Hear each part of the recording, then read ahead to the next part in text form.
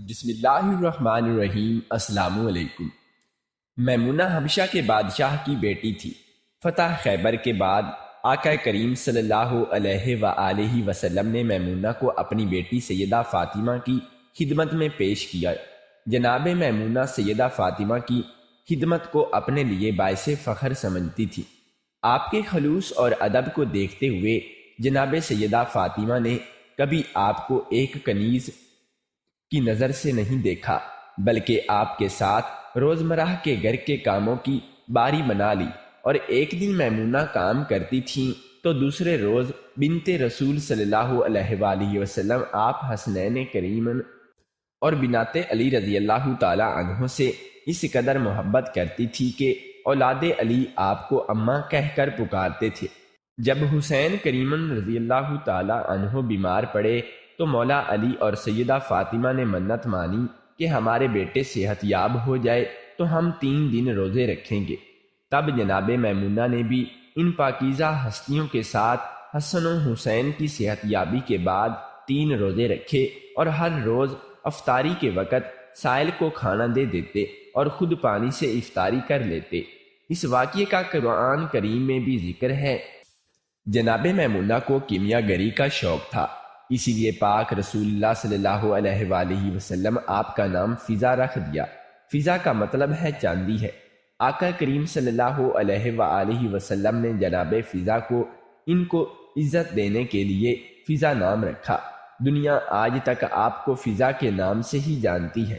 ایک بار جناب فضا نے تانبے سے سونا تیار کیا اور مولا علی کو پیش کیا۔ مولا علی نے فرمایا، فضا اگر آپ اس طریقے سے سونا بناتی تو زیادہ خالص سونا بنتا۔ فضا حیران ہو گئی اور کہا، یا امیر المومنین، کیا آپ کو بھی سونا بنانا آتا ہے؟ مولا نے امام حسین کی طرف اشارہ کر کے فرمایا کہ فضا، یہ کام تو ہمارا بچہ بھی کر سکتا ہے۔ ہم چاہیں تو حکم خدا سے زمین کو سونے میں بدل ڈالیں، مگر ہم اسی لیے خلق نہیں کیے گئے۔ صحبت جناب فاطمہ کا یہ اثر تھا کہ جناب فضا قرآن کریم کو اتنا یاد کر چکی تھی کہ 20 سال آپ نے ہر بات کا جواب قرآنی آیات سے دیا۔ دن کو روزہ رکھتی اور رات بھر مصلح پر عبادت کرتے رہا کرتی۔ جناب فضا کی وفاداری اور اولاد رسول صلی اللہ علیہ وآلہ وسلم سے محبت اور ادب کا یہاں سے اندازہ لگایا جا سکتا ہے کہ نبی پاک سے غرض کی، یا رسول اللہ، رب سے دعا کر کے میری عمر بڑھا دیجیے تاکہ میں آپ کی اولاد کی خدمت کر سکوں۔ پاک رسول اللہ صلی اللہ علیہ وآلہ وسلم کے بعد جناب سیدہ پہ آنے والے مصعب بھی بی بی فضا شامل رہیں۔ آپ کی شہادت کے بعد جناب زینب بنت علی رضی اللہ تعالی عنہ کی خدمت میں حاضر ہو گئی۔ آپ آل رسول صلی اللہ علیہ وآلہ وسلم کے ساتھ ہر مصیبت کے ساتھ رہیں۔ مدینہ سے کربلا کے ساتھ ہر مصیبت میں ساتھ رہیں۔ مدینہ سے کربلا روانگی کے وقت بھی ساتھ رہیں۔ کربلا کے شدید مصائب میں بھی آپ نے جناب زینب کو ایک ماں بن کر سہارا دیا۔ امام حسین آپ کا اتنا ادب کرتے تھے کہ وقت رخصت امام حسین نے الگ سے جناب فضا سے ملاقات کی اور ایک بیٹے کی طرح ان سے رخصتی مانگی۔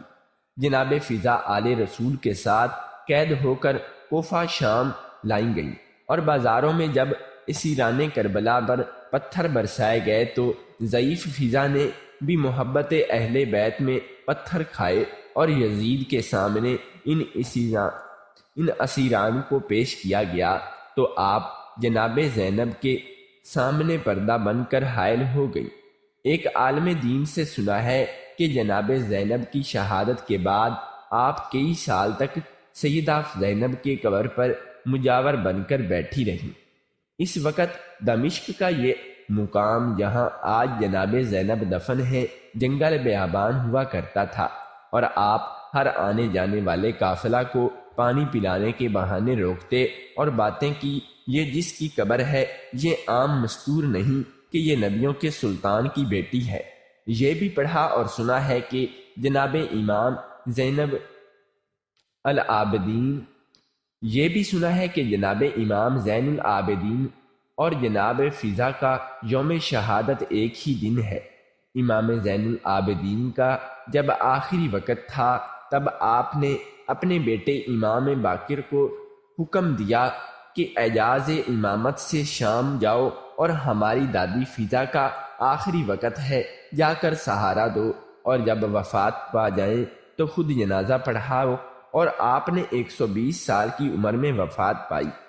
آپ دمشق کے قبرستان باب الصغیر میں صحابی رسول حضرت بلال اور جناب عبداللہ بن جعفر طیارہ اور محمد ابن ابی بکر کی قبور کے ساتھ کچھ فاصلہ پر دفن ہے۔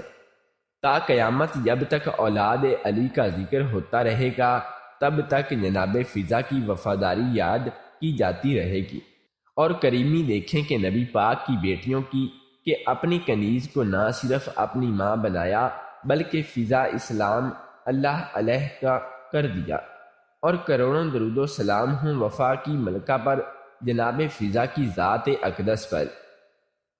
دوستو، اگر آپ کو ہمارا قصہ پسند آیا ہو تو ہمارے چینل کو سبسکرائب کر لیں، اور مزید ایسے قصے سننے کے لیے ساتھ میں موجود بیل آئیکن کی گھنٹی کو دبا لیں تاکہ ہماری نئی ویڈیو سب سے پہلے آپ تک پہنچے۔